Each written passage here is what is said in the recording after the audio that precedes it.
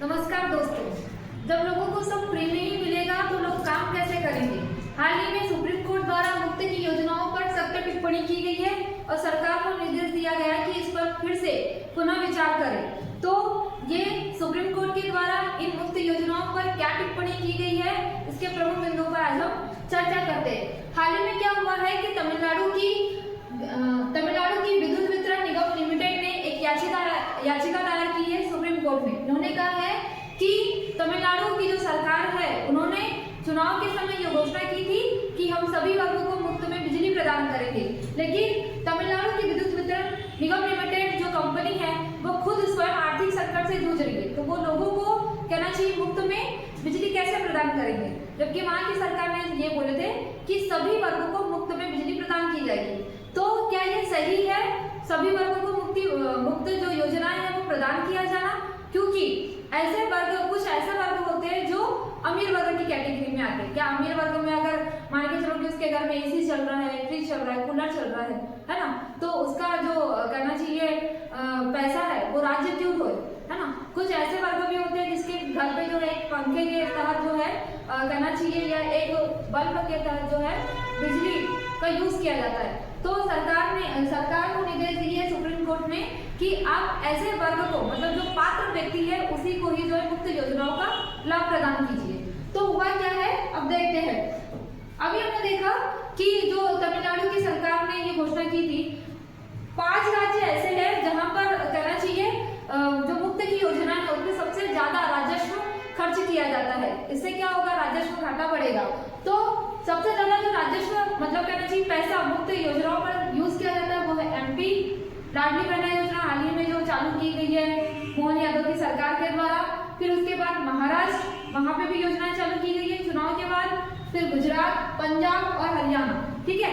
ऐसे 5 स्टेट है जहां पर सबसे ज्यादा मुफ्त योजनाओं पर पैसे खर्च किए जा रहे हैं। इसके अलावा अभी हाल ही में जो चुनाव होने वाले पश्चिम बंगाल, केरला, तमिलनाडु और असम, इन क्षेत्रों में जो चुनाव होने वाले हैं, क्योंकि वहां पर जो चुनावी वादे किए जाते हैं कि हम आपको इतना देंगे, राशन फ्री में देंगे, राशन इतने रुपए किलो में देंगे, बिजली जो है 200 यूनिट जला आपको कुछ नहीं होगा, है ना।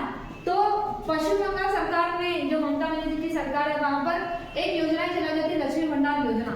इसके तहत हुआ ये है कि पहले ये 1000 रुपए देती थी, लेकिन वर्तमान में आने वाले साल में जब चुनाव होने वाले हैं यहाँ पर, है ना, तो वहाँ की जो कहना चाहिए सीएम है ममता बनर्जी, उन्होंने ये बोला है कि इस लक्ष्मी भंडार योजना के तहत 1000 रुपए से बढ़ाकर ओबीसी या जनरल कैटेगरी की महिलाओं को 1500 रुपए दिया जाएगा और जो एससी एसटी कैटेगरी की जो महिलाएं हैं उनको 1700 रुपए दिया जाएगा, है ना। इससे क्या होगा, राज्य का जो राजस्व घाटा है वो बढ़ेगा। कुल मिला के जो राज्य है वो कर्ज के जाल में फंसता जाएगा, है ना। तो कुल अब इतना सारा तो सब हो गया कि हमने जो है लोगों को मुफ्त में जो योजनाएं दी, है ना, मुफ्त में जो योजना है, मुफ्त में जो पैसे दिए, लोग उससे क्या करेंगे, काम तो करेंगे, घर में ही बैठ जाएंगे। इससे क्या इफेक्ट पड़ेगा, इससे इफेक्ट ये पड़ेगा कि तुष्टीकरण की जो राजनीति वो बढ़ेगी। तुष्टीकरण की राजनीति का मतलब क्या होता है, तुष्टीकरण की राजनीति का मतलब होता है कि जब भी चुनाव आते हैं, जैसे ही चुनाव आने वाले होते हैं तो सरकार के द्वारा बड़े बड़े चुनावी वादे किए जाते हैं, है ना, कि हम मुफ्त में जो योजनाएं हैं उसको लंबा बढ़ा देंगे, 6 साल तक के बढ़ा देंगे, या कहना चाहिए कि इतने पैसा जो हम दे रहे हैं उसमें जो है इंक्रीज कर देंगे, उसमें भी बढ़ोतरी कर देंगे। तो उससे होगा क्या, सरकार आएगी, सरकार जाएगी, लोगों की क्षमता का विकास होगा क्या? नहीं। पता चला आज सरकार आई थी, जैसे आज बीजेपी की सरकार है, सरकार ने बहुत लंबी चौड़ी योजना चालू कर दी, भयंकर पैसा खर्च कर दिया। फिर सामने वाली सरकार आएगी तो वो क्या कर देगी, उसको बंद कर देगी, लेकिन लोगों की क्षमता का विकास होगा क्या? नहीं, लोग अपने घर में ही बैठ जाएंगे। तो कुल मिला के मतलब इससे क्या प्रभाव पड़ेगा, तुष्टीकरण की राजनीति बढ़ जाएगी, वोट बैंक की राजनीति बढ़ेगी, राष्ट्र निर्माण की राजनीति नहीं बढ़ेगी, ठीक है। फिर इससे क्या इफेक्ट पड़ेगा, भाई राजस्व घाटा बढ़ेगा। आप लोगों को फ्री में पैसा ही दोगे तो आपके घर में पैसे छापने की मशीन तो नहीं है ना। लोग जैसे कमाएंगे नहीं, देश का आर्थिक विकास होगा नहीं, पैसा कहाँ से आएगा? तो जब पैसा ही नहीं आएगा तो राजस्व घाटा क्या होगा, बढ़ेगा, जिससे राज्य जो है कर्ज के जाल में फंसता जाएगा। दीर्घकालिक अगर देखूं तो आर्थिक संकट उत्पन्न हो जाएगा और सामाजिक ढांचे को नुकसान पहुंचेगा। आर्थिक संकट मतलब कि जब पैसा ही नहीं रहेगा तो हम आर्थिक ग्रोथ कैसे करेंगे, विकास कैसे करेंगे, डेवलप कैसे होंगे हम लोग, है ना। और इसकी वजह से जो सामाजिक ढांचा है उसको भी नुकसान पहुंचेगा। इसके अलावा लोगों की कौशल क्षमता में गिरावट आएगी, लोग घर में ही बैठे रहेंगे। अगर मान के चलो कि एक ईमानदार व्यक्ति, है ना, व्यक्ति से घर बैठे पैसे मिल रहा है। अब दोनों में कंपेयर करके देखो, वो बेचारा काम पर जाता है, देन बहुत सारे जो है वो टैक्स भरता है, वो सोचेगा कि भाई कमा नहीं सकता कि मैं घर में बैठा हूँ, घर में तो मेरे को जो है सरकार के द्वारा पैसे मिल जाते हैं, मैं क्यों टैक्स में जो इतना भरूं, है ना, दुनिया भर के तो टैक्स लग ही जाते हैं उसके ऊपर।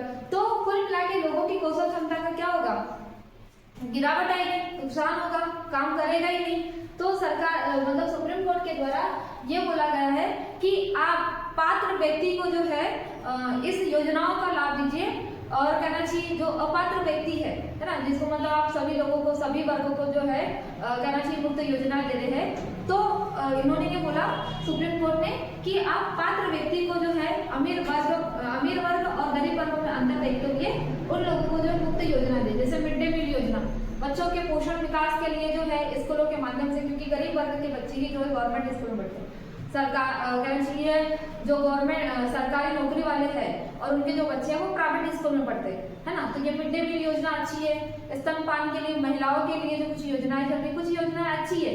उन्होंने ये नहीं कहा सुप्रीम कोर्ट ने कि हम लोग जो है सभी योजनाओं को या कहना चाहिए सभी वर्गों को मुफ्त योजना देने से मना करें, आप उसमें जो है पात्र व्यक्ति के बीच में अंतर डिसाइड करते हुए, और कहना चाहिए पात्र व्यक्ति को, है ना, अमीर और गरीब वर्ग में अंतर डिसाइड करते हुए पात्र व्यक्ति को जो है आप इन मुफ्त योजनाओं का लाभ दीजिए।